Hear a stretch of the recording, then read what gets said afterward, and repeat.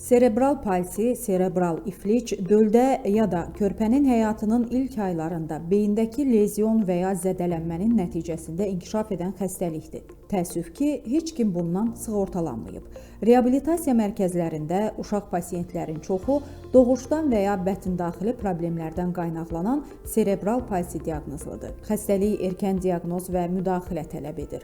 Əvvəllər bu uşaqlar yatağa uzadılır, yataq xəstəsi olur, tez vəfat edir, ailəyə yük olur, sadəcə əqli gerili, əlil uşaq kimi yalnız evdə yatılı vəziyyətdə saxlanılırdı.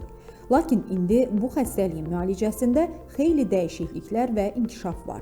Uşaqlar yatağa məhkum yaşamır, aktiv olur. Belə uşaqlardan biri də 6 yaşlı baloğlan Əsgərovdur.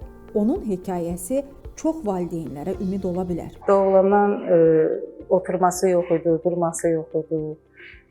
Özünü saxlaya bilmirdi. Ondan sonra həkimə apardıq, serebral iflic diaqnozu. Sonra Rəhmə həkimə gəldik. Rəhmə həkim diaqnoz qoyandan sonra müalicələrə başladıq. Şükür, indi oturması bərpa olunur, addımlayır, dayanır, tutur, qalxır, əməhliyir. Çox irəliləyiş var. Göydə Allah, yerdə Rəhmə həkimi təşəkkür edirəm, kollektivinə təşəkkür edirəm, əziyyət çəkirlər.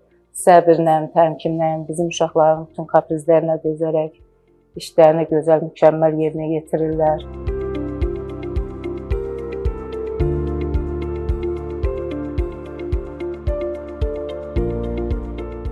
Mənim adım Bağlıvandır.